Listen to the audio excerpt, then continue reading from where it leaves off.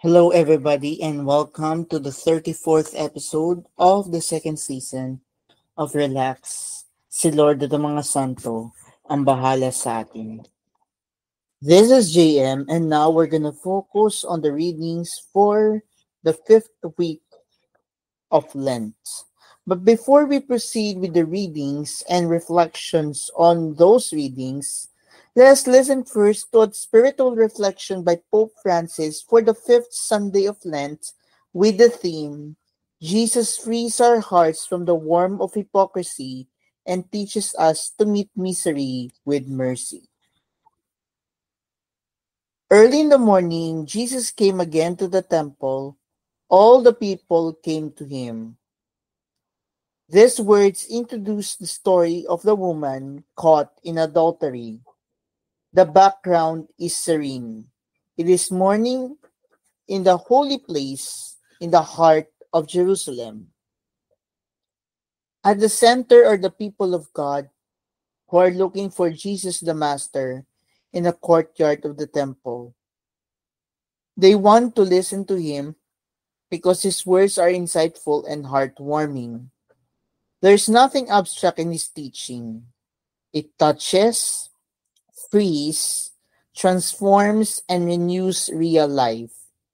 Here we see the intuition of the people of God. They are not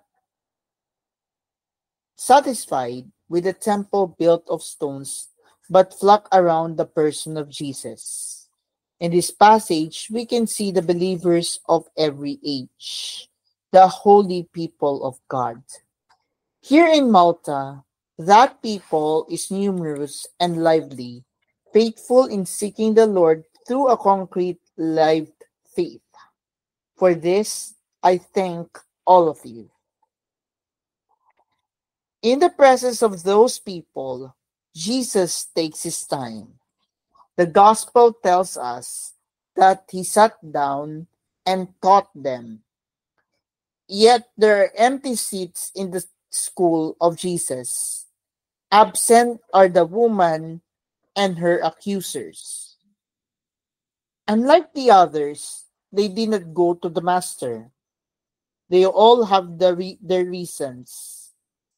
The scribes and the Pharisees think that they already know everything and do not need the teaching of Jesus. The woman, on the other hand, is lost and confused, someone who went astray, looking for happiness in the wrong places. They were absent for different reasons, and the story will end differently for each of them. Let us reflect on those absentees. First of all, let's consider the accusers of the woman. In them, we see a reflection of all those who pride themselves on being righteous, observers of God's law, decent and respectable people. They disregard their own faults, yet they are very concerned about those of others.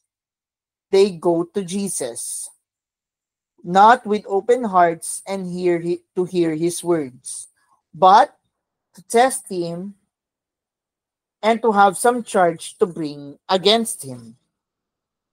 This reveals the inner thoughts of these cultivated and religious people who know the scriptures and visit the temple, yet subordinate this to their personal interests and do not resist the evil thoughts brewing in their hearts. In the eyes of the people, they appear to be experts in things of God, yet they fail to recognize Jesus. Indeed, they view him as an enemy to be eliminated.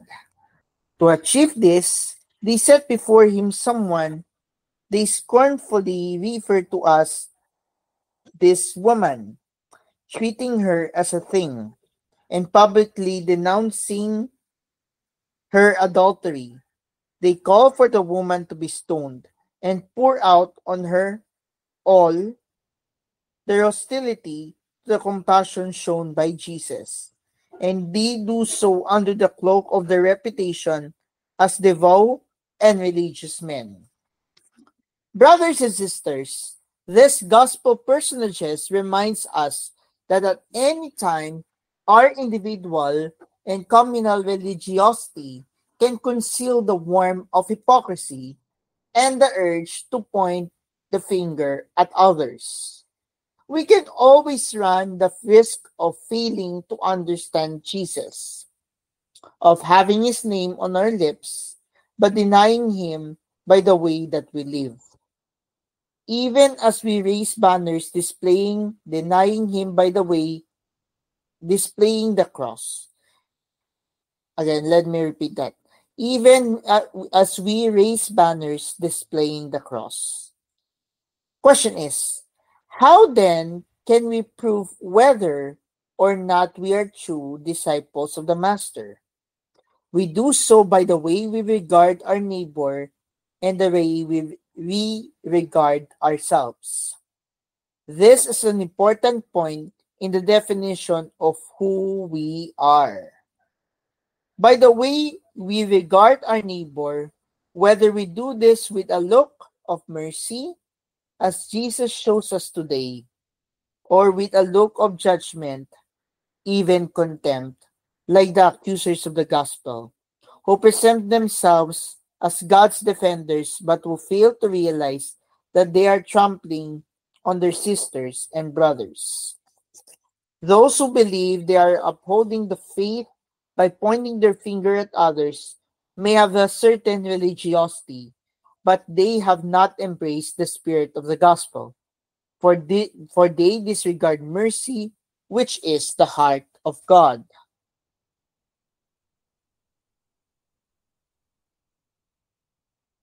To understand whether we are true disciples of the Master or not, we need to think about how we view ourselves. The accusers of the woman were convinced that they had nothing to learn. Their outward appearance was impeccable, yet they lacked the truth of the heart. They represent those believers who in every age make faith part of their facade. They present an impressive and solemn exterior, yet they lack interior poverty. Present an impressive and solemn exterior, yet they lack interior poverty, the greatest treasure of the human heart. For Jesus, what really counts is openness and docility on the part of those who do not consider themselves secure, but recognize their need for salvation. It is good for us then, whenever we pray, but also whenever we participate in lovely religious services, to ask ourselves if we are truly attuned to the Lord. We can ask him straight away, Jesus, here I am with you, but what is it that you want from me? What is in my heart, in my life, that you want me to change? How do you want me to regard others? Praying like that will do us good because the Master is not content with appearances. He seeks the truth of the heart. Once we open our hearts to Him in truth, He can work wonders in us. We see this in the woman caught in adultery.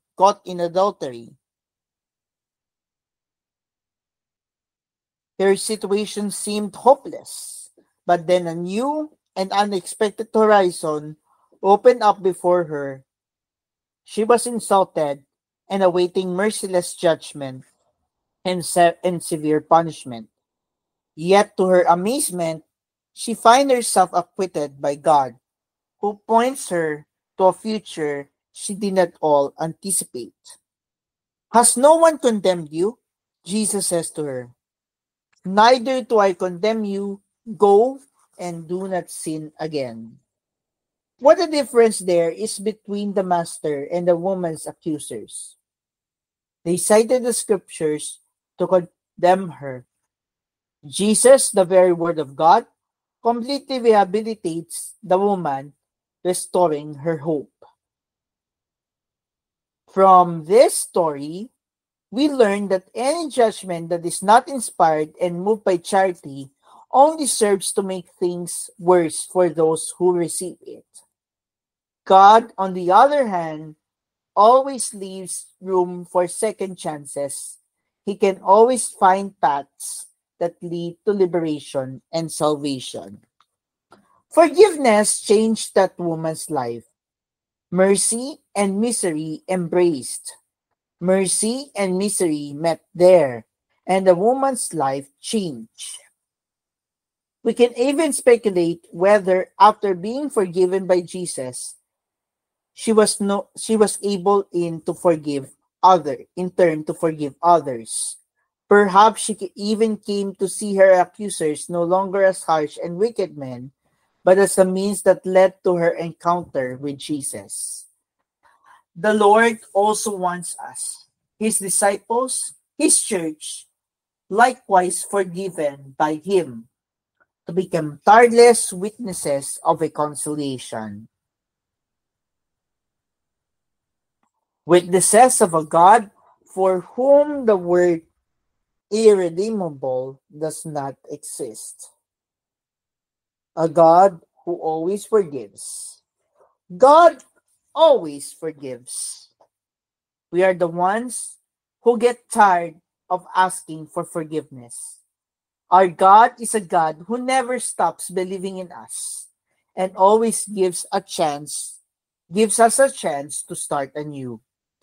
There's no sin or failure that we can bring before Him that cannot become the opportunity for starting to live a new and different life under the banner of mercy.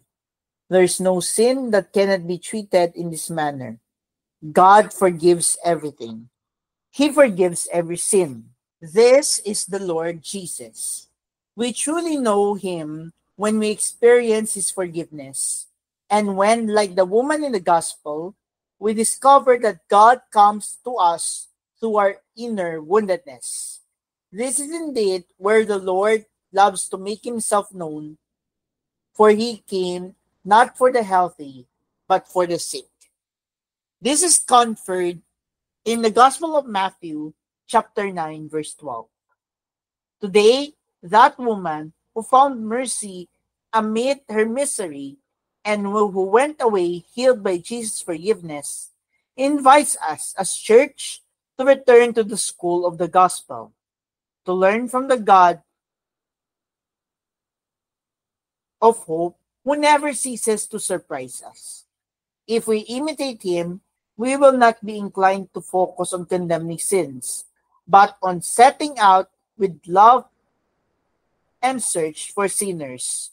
We will be content with those already present, but we'll go in search of those absent. We will not go back to pointing others, but will start listening. We will not discard the despised, but view as first those whom others considered least. Brothers and sisters, this is what Jesus teaches us today by His example. Let us allow Him to amaze us. Let us joyfully welcome the good news He brings. So now, let us listen to the readings for today on the fifth Sunday of Lent. Let us first listen to the short introduction on the fifth Sunday of Lent. In today's Gospel, Jesus invites us to look into our hearts. His answer to those who condemn the woman caught in adultery applies also to us. He who has no sin be the first to cast the stone. We may be better off than other people, but not because we are less of a sinner than they. It is because we are not exposed for who we are. But God sees into our hearts and tells us not to condemn easily because we too are in need of His forgiveness.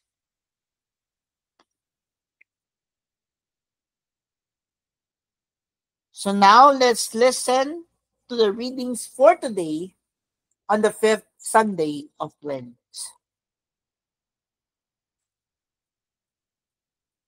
For the first reading, the Lord is God of salvation, past, present, and future.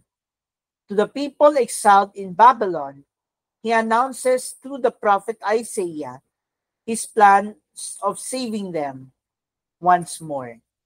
God will work a new exodus that is even more wonderful than the first. Our first reading is taken from the book of the prophet Isaiah, chapter 43, verses 16 to 21. A proclamation from the book of the prophet Isaiah. Thus says the Lord, who opens a way in the sea and a path in the mighty waters, who leads out chariots and horsemen, a powerful army. Till they lie prostrate together, never to rise, snuffed out and quenched like a wick. Remember not the events of the past, the things of long ago consider not. See, I am doing something new. Now it springs forth. Do you not perceive it? In the desert I make a way. In the wasteland, rivers. Wild beasts honor me, jackals and ostriches. For I put water in the desert, and rivers in the wasteland. For my chosen people to drink, the people whom, whom I formed for myself, that they might announce my praise. The word of the Lord, thanks be to God. Our response to the responsorial psalm, the Lord has done great things for us. We are filled with joy. The Lord has done great things for us. We are filled with joy. When the Lord brought back the captives of Zion, we were like men dreaming.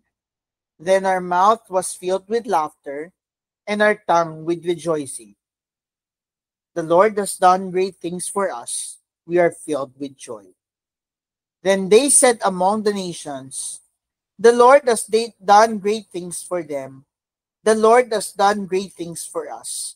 We are glad indeed. The Lord has done great things for us. We are filled with joy. Restore our fortunes, O Lord, like the torrents in the southern desert. Those that sow in tears shall reap rejoicing. The Lord has done great things for us. We are filled with joy. Although they go forth weeping, carrying the seed to be sown, they shall come back rejoicing, carrying their sheaves. The Lord has done great things for us. We are filled with joy. For our second reading, when Jesus becomes the center of our lives, we're continually moved to know the Lord more deeply and more intimately, and thus to share in His life. Our second reading is taken from the book or from the letter of St. Paul to the Philippians, chapter 3, verses 8 to 14. A proclamation from the letter of St. Paul to the Philippians. Brothers and sisters, I consider everything as a loss because of the supreme good of knowing Christ Jesus my Lord. For His sake, I have accepted the loss of all things, and I consider them so much rubbish, that I may gain Christ and be found in Him, not having any righteousness of my own based on the law, but that which comes through faith in Christ, the righteousness from God, depending on faith to know Him and the power of His resurrection, and the sharing of His sufferings by being conformed to His death, if somehow I may attain the resurrection from the dead. It is not that I have already taken hold of it, or have already attained perfect maturity, but I continue my pursuit in hope that I may possess it, since I have indeed been taken possession of by Christ Jesus. Brothers and sisters, I for my part do not consider myself to have taken possession. Just one thing, forgetting what lies but straining forward to what lies ahead. I continue my pursuit toward the goal, the prize of God's upward calling in Christ Jesus. The word of the Lord. Thanks be to God. Even now, says the Lord, return to me with your whole heart, for I am gracious and merciful. Let's turn now to the gospel for today, and our gospel is taken from the Gospel of John, chapter 8, verses 1 to 11. A proclamation from the Holy Gospel according to St. John. Glory to you, O Lord. Jesus went to the Mount of Olives, but early in the morning, he arrived again in the temple area, and all the people started coming to him, and he sat down and taught them. Then the scribes and the Pharisees brought a woman who had been caught in adultery and made her stand in the middle. They said to him, Teacher, this woman was caught in the very act of committing adultery. Now in the law, Moses commanded us to stone such women. So what do you say? They said this to test him, so that they could have some charge to bring against him. Jesus bent down to write on the ground with his finger. But when they continued asking him, he straightened up and said to them, Let the one among you who is without sin be the first to throw a stone at her. Again he bent down and wrote on the ground. And in response, they went away one by one, beginning with the elders. So he was left alone with the woman before him. Then Jesus straightened up and said to her, Woman, where are they? Has no one condemned you? She replied, No one, sir. Then Jesus said, Neither do I condemn you. Go, and from now on, do not sin anymore. My dear friends, my fellow relaxers, this is the good news of our salvation. Praise to you, Lord Jesus Christ. As we approach the fifth Sunday in Lent, the readings invite us into a profound journey of renewal, repentance, mercy, and spiritual growth. These scriptures speak to the heart of the Lenten season, calling us to let go of the past, embrace God's mercy, and press forward toward the joy of Easter. Below, we reflect deeply on each reading, and weave their themes into a cohesive meditation for this sacred time. Again, our first reading is taken from the book of the prophet Isaiah, chapter 43, verses 16 to 21. And the striking quote in this reading is this: Behold, I am doing a new thing. Now it springs forth. Do you not perceive it? In the desert, I make a way. In the wasteland, rivers. In this passage, God speaks through the prophet Isaiah, recalling his mighty acts of the past, like parting the Red Sea, yet urging his people not to dwell there. Instead, he promises something new, a path through the wilderness, water in the desert. This is a message of hope and transformation, a declaration that God's power transcends our past failures and barren places. For us in Lent, this reading is a call to release old habits, sins, and regrets. And as we prepare for Easter, God invites us to trust that He is at work, creating new life within us. The wilderness of our struggles, be it doubt, fear, or sorrow, can become a place of renewal if we open our hearts to His promise. Question is, what new thing is God longing to do in us this Lent? Our response to the responsorial psalm is, the Lord has done great things for us. We are filled with joy. And we want to emphasize on the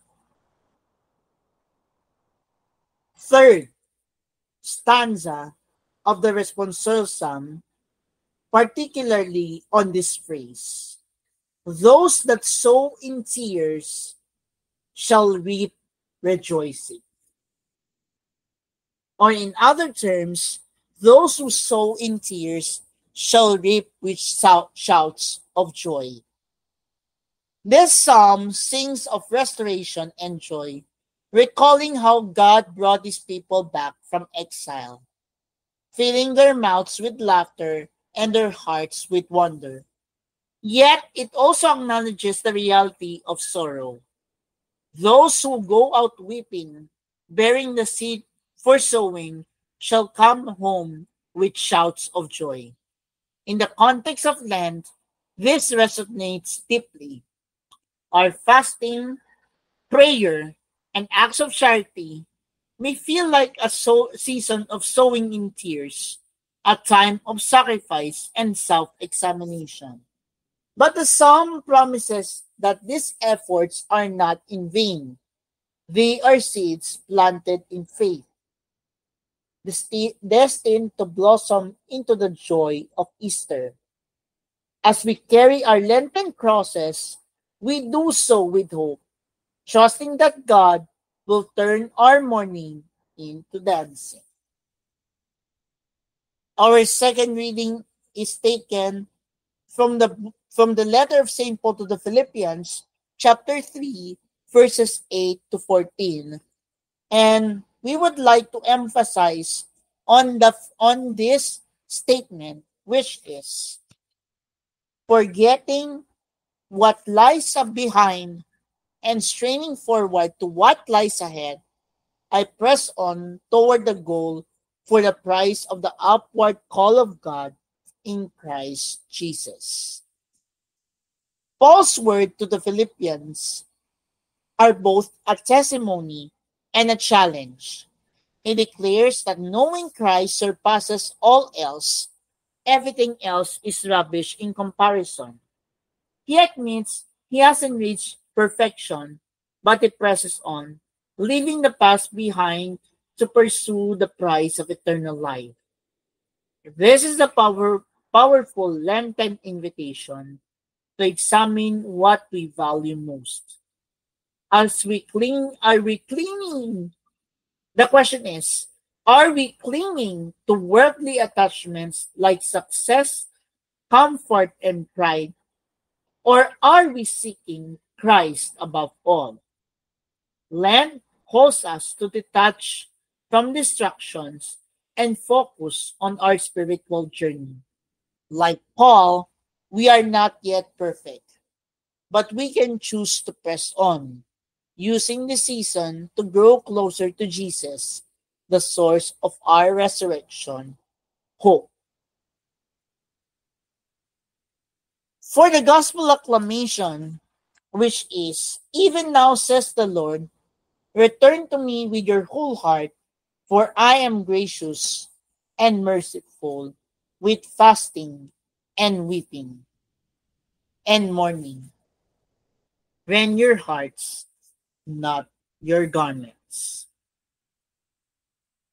Again, even now, says the Lord, return to me with your whole heart, with fasting and weeping and mourning. Rend your hearts, not your garments. This brief but poignant verse from Joel captures the essence of Lent. God calls us to return to Him not with superficial gestures, but with genuine, heartfelt repentance. The phrase, rend your hearts, not your garments, urges us beyond external rituals to an inner transformation. Fasting, weeping, weeping, and mourning are not ends in themselves. They are pathways to a renewed relationship with God, who is gracious and merciful, slow to anger, and abounding in steadfast love. As we stand on the threshold of Holy Week, which is coming next week, this acclamation reminds us that it's never too late to turn back to God. He waits with open arms, ready to heal and restore. Finally, on the gospel, taken from the Gospel of St. John, chapter 8, verses 1 to 11, we want to emphasize on the question, Woman, where are they? Has no one condemned you? When the woman replied, No one, sir, then Jesus said, Neither do I condemn you. Go, and from now on, sin no more. The story of the woman caught in adultery is a vivid portrait of God's mercy. Brought before Jesus by her accusers, she faces condemnation under the law. Yet Jesus turns the tables, challenging the scribes and Pharisees. Let him who is without sin cast the first stone. One by one, they leave, and Jesus offered the woman forgiveness instead of judgment. This encounter speaks directly to our Lenten experience.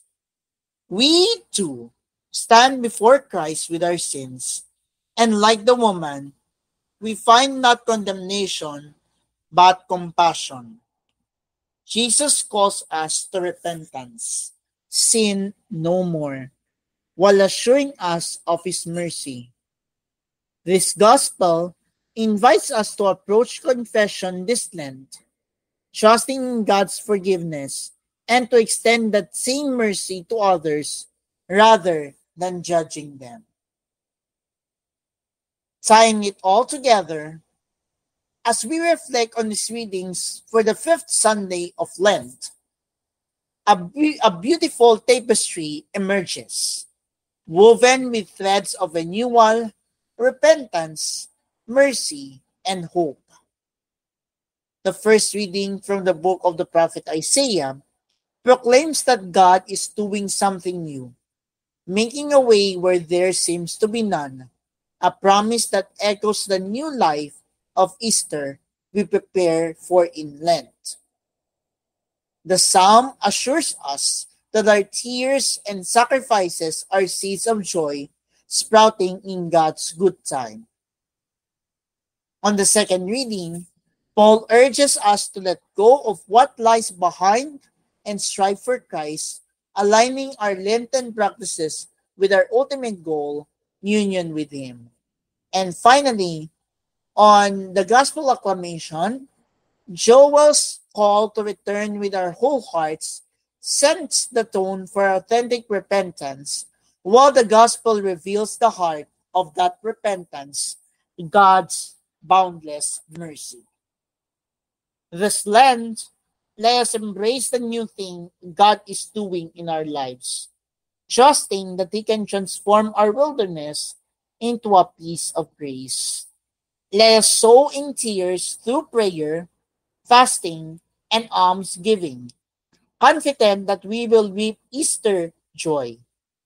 May we press on like Paul toward a deeper relationship with Christ, shedding distractions and embracing what truly matters. And as we seek God's mercy in confession, let us hear Jesus' words to the woman and to us. Neither do I condemn you. With contrite hearts, let us go forth, renewed and resolved to sin no more, as we journey toward the triumph of the resurrection. Finally, as we end our program, may this Lenten season be a time of profound transformation where we let go of the past, bask in God's mercy, and run with hope toward the prize of Easter. And we end it with a short, simple prayer. In the name of the Father, and of the Son, and of the Holy Spirit. Amen.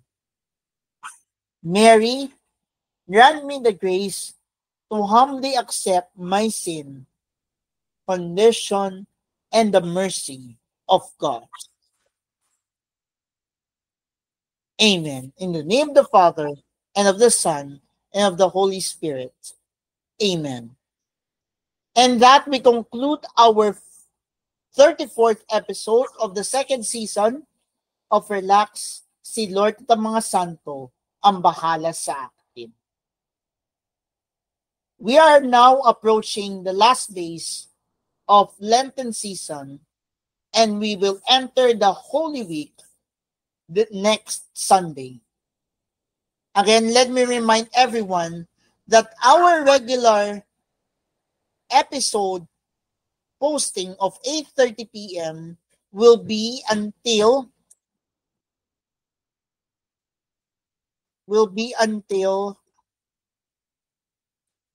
Wednesday of Holy Week.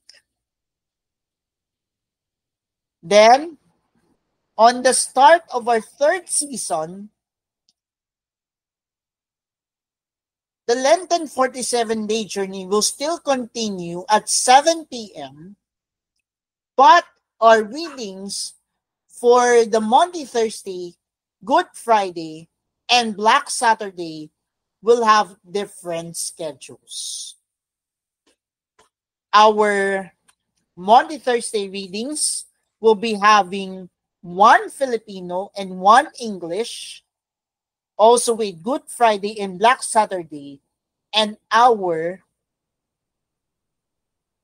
Palm Sunday. So we will have two different episodes on Palm Sunday, Monday, Thursday, Good Friday, and Black Saturday.